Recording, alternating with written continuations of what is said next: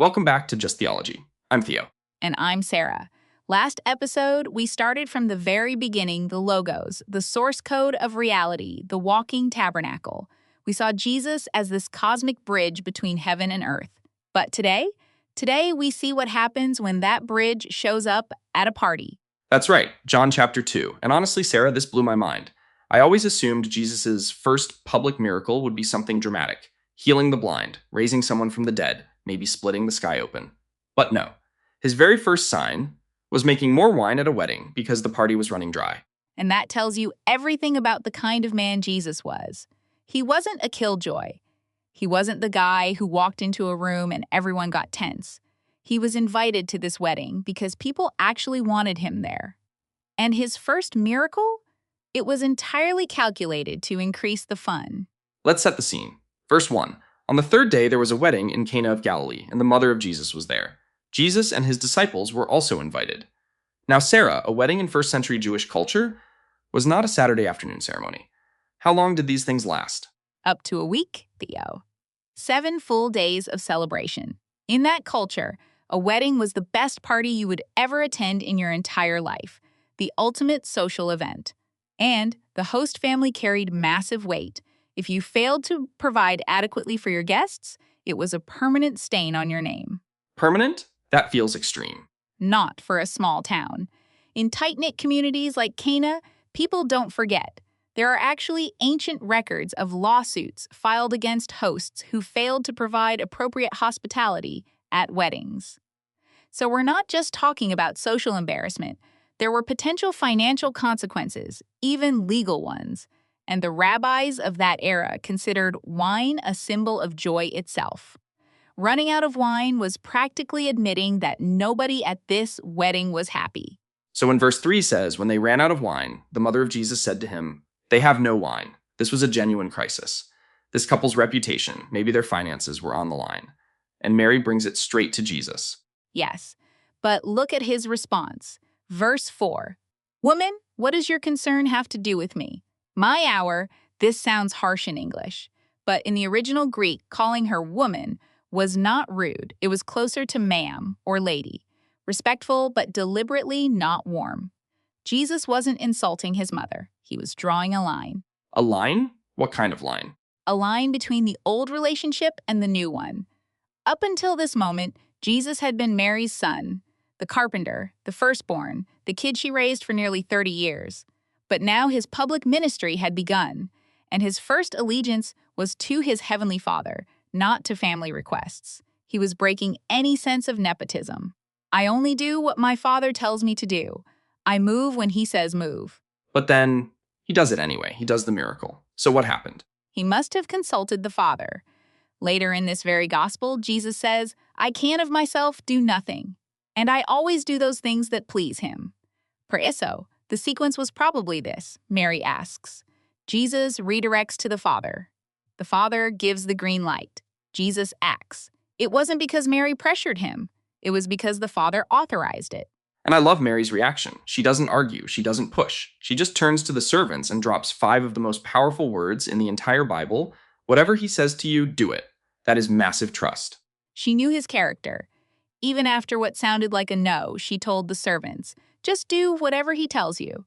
And Theo, those 5 words, "whatever he says to you, do it," are honestly the best advice anyone has ever given about following Jesus. Now the thing gets physical. Verse 6, there were 6 water pots of stone, according to the manner of purification of the Jews, containing 20 or 30 gallons apiece. That's somewhere between 120 and 180 gallons total. And Jesus says, fill the water pots with water. Sarah, these servants had to haul water from a well, no garden hose, no faucet. That was serious, back-breaking manual labor. And here's the beautiful thing. Jesus could have created the wine out of thin air. He's the Logos. He spoke the universe into existence. He could have snapped his fingers and the pots would be full. But he didn't. He asked the servants to participate. He wanted human hands involved in his miracle. Why? Because even when God does something completely supernatural, he invites human cooperation. The servants didn't do the miracle. Their water by itself was just water. But combined with what only Jesus could do, it became something extraordinary. And look at this detail. Verse 7 says, "They filled them up to the brim." Not halfway, not good the brim. Charles Spurgeon nailed it. When you are bidden to believe in him, believe up to the brim. When you are told to love him, love up to the brim. When you are commanded to serve him, serve up to the brim. To the brim. And here's a detail I missed for years. If the pots are full to the brim, there is no room to add anything. Jesus wasn't adding wine to the water. He was transforming the water entirely. That's the key, Theo. This is a picture of how God works in our lives. We so often pray, "Lord, just add a little peace, add a little patience, add some self-control." But Jesus doesn't want to add something to your life. He wants to utterly transform it, fill it to the brim, so there's no room for additions. Only transformation. Then verse 8, Jesus tells them, "Draw some out now, and take it to the master of the feast." Imagine being that servant. You filled pots with water. Now you have to hand a cup of it to the head sommelier of the party and hope it's not just water? That took real faith. And notice, Jesus didn't send it to the random guests first. He sent it straight to the authority, the master of the feast. He insisted the miracle be tested immediately, by the proper authority.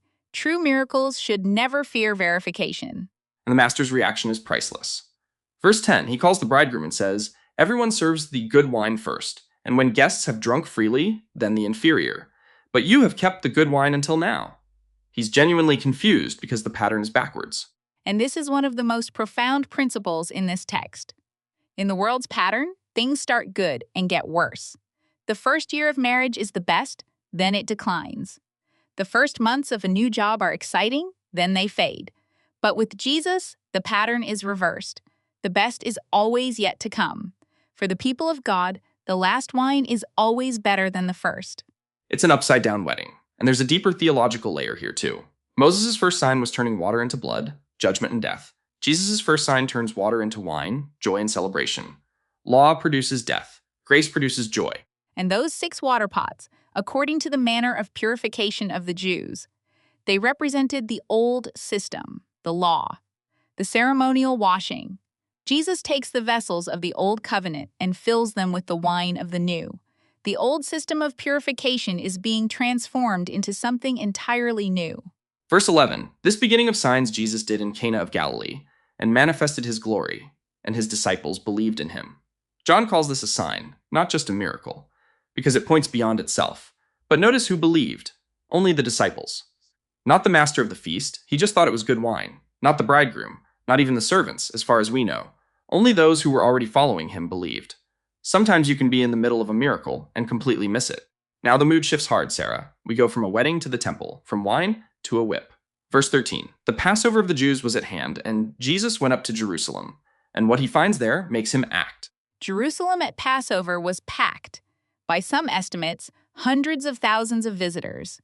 The Temple Mount was especially crowded because people needed to buy approved animals for sacrifice and exchange their foreign currency into the special temple coinage.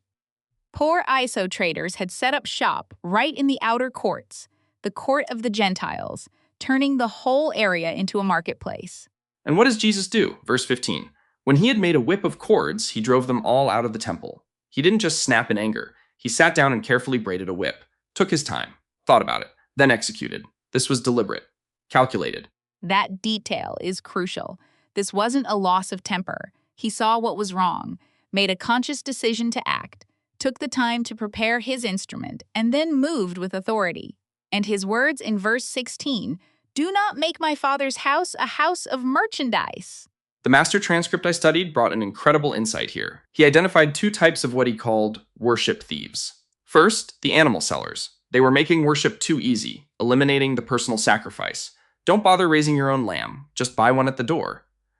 They were robbing people of the journey of worship itself. Second, the money changers, charging exploitative exchange rates, placing financial barriers between people and God. So one group was facilitating fake worship by removing the cost, and the other was blocking real worship by inflating the cost. Both were profiting from it. And this still happens today, Theo. There are people who cheapen worship by saying, just show up, sit down, you don't need to change anything. And there are people who complicate access to God with layers and layers of religious requirements. Both are worship thieves. And then there's the crucial distinction: holy anger versus selfish anger. Jesus wasn't angry because someone insulted him or inconvenienced him. He was angry because people were being prevented from accessing his Father. That's the difference. Selfish anger says, "How dare you inconvenience me?" Holy anger says, "How dare you stand between people and God?" The religious leaders demand a sign. Verse 18, "What sign do you show us since you do these things?" And Jesus gives them the most cryptic answer: "Destroy this temple, and in 3 days I will raise it up." They think he's talking about the building, 46 years of construction. But verse 21 tells us he was speaking of the temple of his body. And this connects directly to what we learned in episode 1. The temple was where heaven and earth overlapped, the place where God's presence dwelled. But Jesus is saying, the meeting point between heaven and earth is no longer a building. It's me. I am the new temple. Destroy this body, and I'll rebuild it in 3 days. The same idea as the walking tabernacle from John 1:14. Jesus is the overlap, and this foreshadows the cross and resurrection, the ultimate sign that he is who he claims to be. And notice, Jesus claimed the power to raise himself from the dead. The New Testament also attributes the resurrection to the Father and to the Holy Spirit. It was a work of the entire Trinity. The chapter closes with a haunting observation. Verses 23 to 25, many believed in his name when they saw the signs which he did. But Jesus did not commit himself to them, because he knew all men, for he knew what was in man. This is stunning. Many people believed, but their belief was thin, based on spectacle, not substance. And Jesus, who knows every human heart, recognized it. He knew the difference between applause and actual faith. He knew what was in man. But here's what gets me. He knew what was in man, the selfishness, the fickleness, the capacity for betrayal, and he still chose to love them. He was never surprised by human failure. Never. You are not a surprise to God. He knows the worst about you, and he still wants relationship with you. That's the gospel in a sentence. So let's recap. 3 big ideas from John 2. Hit me. Number 1, transformation, not addition. Jesus didn't add wine to water. He transformed the water entirely. He doesn't want to tweak your life. He wants to transform it from the inside out. Number 2, the best is always last. With Jesus, the world's pattern is reversed. Things don't peak and decline. They build and get better. The last wine is always the best wine. Number 3, the new temple is a body, not a building. Heaven and earth no longer overlap in a stone structure. They overlap in a person, Jesus Christ. And by extension, in everyone who carries his spirit. John 2 has everything. A celebration, a crisis, a miracle, a whip, a prophecy, and a gut check on what real belief actually looks like. We want to hear from you. Do you tend to ask God to just add something to your life? Or are you ready for full transformation? Tell us in the comments. Don't forget to like, subscribe, and share this episode. Next time, we're diving into John chapter 3, the midnight meeting with Nicodemus, and the most famous verse in the entire Bible, John 3:16. See you next time on Just Theology. Peace, everyone.